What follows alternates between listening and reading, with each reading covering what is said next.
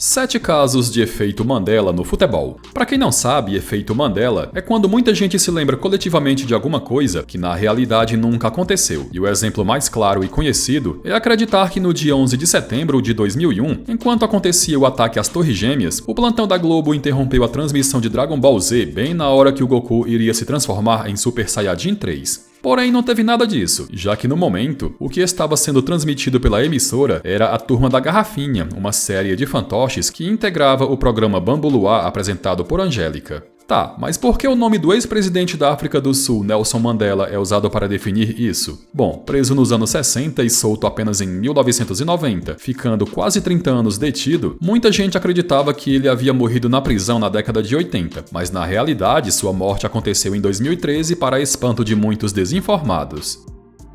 O ano era 2008 e o Flamengo, um dos participantes da Copa Libertadores, foi líder de seu grupo, terminando à frente do Nacional do Uruguai e dos peruanos Cienciano e Coronel Bolognese. Nas oitavas de final, o Mengo duelou contra o América do México e na partida de ida em solo mexicano, o Flamengo surpreendeu e ganhou por 4-2, com até o comentarista e ídolo flamenguista Júnior dizendo na transmissão que pela grande vantagem construída, o clube já podia pensar no próximo adversário nas quartas de final.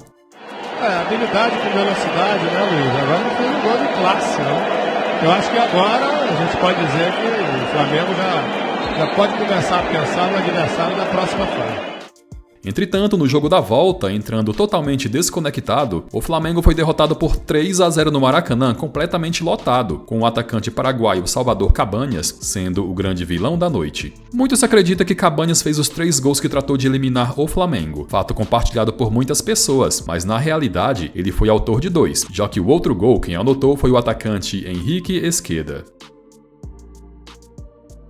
Em 1950, a Copa do Mundo voltava a ser realizada após 2 edições canceladas devido à Segunda Guerra Mundial. E com o continente europeu ainda se recuperando da tragédia, o país escolhido para sediar a competição foi o Brasil. 13 seleções marcaram presença, e a grande favorita a conquistar o título era a seleção brasileira. Na primeira fase, o Brasil avançou na liderança de seu grupo, onde também estavam Iugoslávia, Suíça e México. A segunda fase era um quadrangular final, onde aquele que somasse mais pontos seria declarado o campeão. Uruguai, Brasil, Suécia e Espanha foram os 4 finalistas, e com o Brasil de forma arrasadora ganhando de Suécia e Espanha nas 2 primeiras rodadas, bastava um empate diante do Uruguai para se sagrar campeão mundial, mas perdendo tragicamente de virada, acabou amargando o vice-campeonato.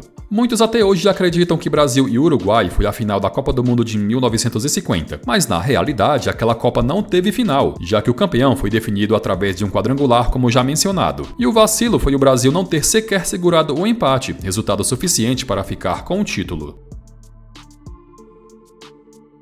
Vice-campeão brasileiro de 1982, o Grêmio em 83 foi um dos representantes do Brasil na Copa Libertadores, e quem lhe fez companhia foi o Flamengo, campeão nacional da temporada anterior. Ambos os clubes caíram no mesmo grupo, e com o Grêmio fazendo uma bela campanha, avançou sozinho na liderança. Na época, as semifinais eram compostas por grupos de 3 clubes, e lá o Grêmio duelou contra Estudiantes da Argentina e América de Cali da Colômbia, com o tricolor avançando à final após vencer 2 jogos, empatar 1 e perder outro.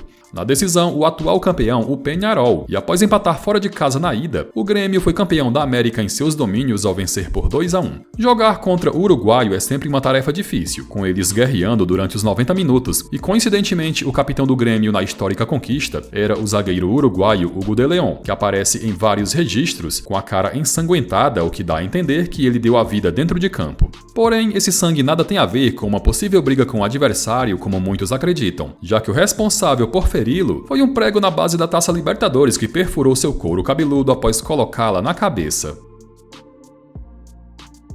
Em 1986, a Copa do Mundo teve o México novamente sendo o país sede. Isso porque, a princípio, o escolhido havia sido a Colômbia, mas como o país estava passando por muitas crises, recusou sediá-la e o México aceitou novamente receber o evento. A seleção brasileira ainda contava com muitos jogadores da ótima geração de 82, quando decepcionou não só os brasileiros, mas como também muitos amantes do futebol arte. A estreia foi no grupo D, onde avançou com 100% de aproveitamento, terminando à frente de Espanha, Irlanda do Norte e Argélia. Nas oitavas passou com facilidade pela Polônia, e nas quartas teve o difícil embate contra a França de Michel Platini. Zico, que ainda se recuperava de uma grave lesão no joelho, foi um dos convocados por Tele Santana, e sendo um reserva de luxo, ele entrou no decorrer do segundo tempo contra a França quando o placar marcava 1-1, e tendo a chance de fazer o segundo gol do Brasil em cobrança de pênalti, ele cobrou mal e viu o goleiro adversário fazer a defesa. A decisão da vaga na semis teve que ir para os pênaltis, e com o Brasil convertendo 3 cobranças contra 4 da França, acabou eliminado. Sócrates e Júlio César desperdiçaram suas cobranças, enquanto Alemão, Zico e Branco fizeram o deles.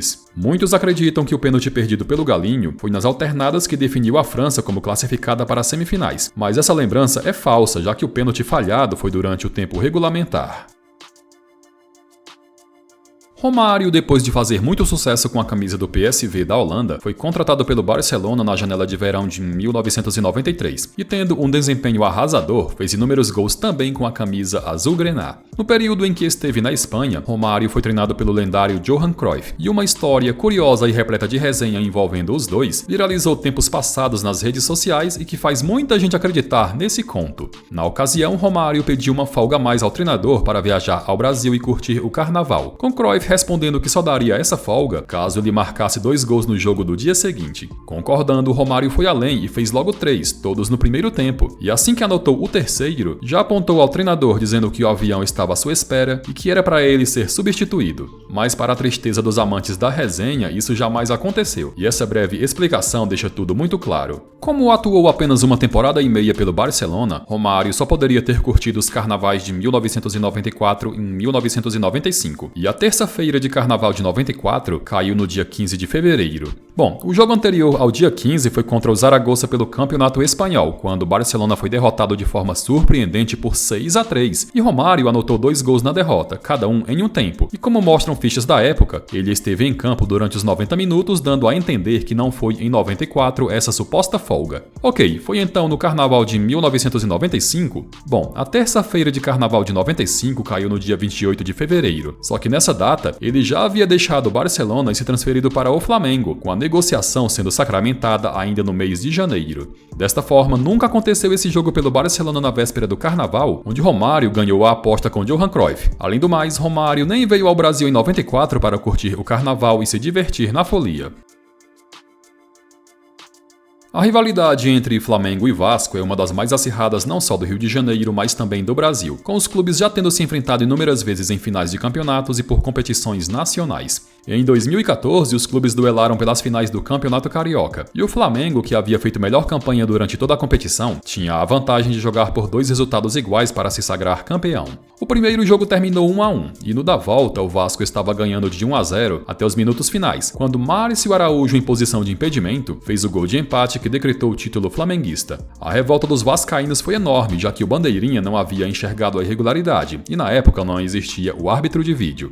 Bom, durante a festa dos flamenguistas no gramado, o goleiro Felipe, em entrevista ao canal Bandeirantes, chegou a dar algumas declarações, e em uma delas, o goleiro disse que da forma como o título foi ganho foi muito gostoso. No dia seguinte, o jornal O Globo estampou a manchete de que o goleiro havia falado que roubado é mais gostoso, o que aumentou ainda mais a indignação vascaína. Entretanto, ele nunca disse isso, já que na entrevista, ele, que nem sabia que o gol havia sido irregular, apenas disse que da forma como o título foi ganho, com o gol saindo nos minutos finais, com a torcida do Vasco já cantando que eram campeões do Maracanã, foi muito gostoso, não tendo relação nenhuma com o erro de arbitragem. Tomaram o gol no último minuto, quando é mais gostoso ainda. O título na mão dele, depois de 10 anos, a gente não sabe se nesses 10 anos eles estavam jogando o Campeonato Paulista, porque não tem como o time do Rio ficar 10 anos sem ganhar o campeonato, então acharam que estava ganho, faltando 15 minutos para acabar e o resultado veio no final, agora é comemorar. Tomaram o gol no último minuto, quando é mais gostoso ainda. Tomaram o gol no último minuto, quando é mais gostoso ainda. Hoje em dia, quando assistimos uma partida de futebol e acontece uma falta bem na entrada da área, a preocupação do goleiro e dos jogadores é formar uma barreira de forma que possa atrapalhar ao máximo a cobrança, e com até um jogador se deitando atrás da barreira para eventual cobrança rasteira. Tudo isso é porque Ronaldinho Gaúcho fez inúmeros gols cobrando a falta por debaixo da barreira, surpreendendo os adversários que jamais esperavam que isso acontecesse. Se tornou meio que uma regra defensiva esse jogador ficar deitado, e muitos acreditam que Ronaldinho foi o inventor das cobranças de falta dessa forma. Mas o gaúcho apenas popularizou o lance, com ele tendo feito gols dessa forma atuando pelo Barcelona, pelo Flamengo e pelo Atlético Mineiro. Outros jogadores no passado já fizeram gols dessa maneira, o que anula a história de que foi R10 o inventor do lance. Um exemplo é Rivaldo, que nos tempos de Barcelona fez um gol dessa forma. Rogério Ceni, que era exímio cobrador de faltas, fez um gol desse jeito num clássico contra o Palmeiras. Pessoal, lembram de outras situações que se enquadrem no efeito Mandela no futebol? Então comenta aí embaixo para uma eventual segunda parte desse vídeo.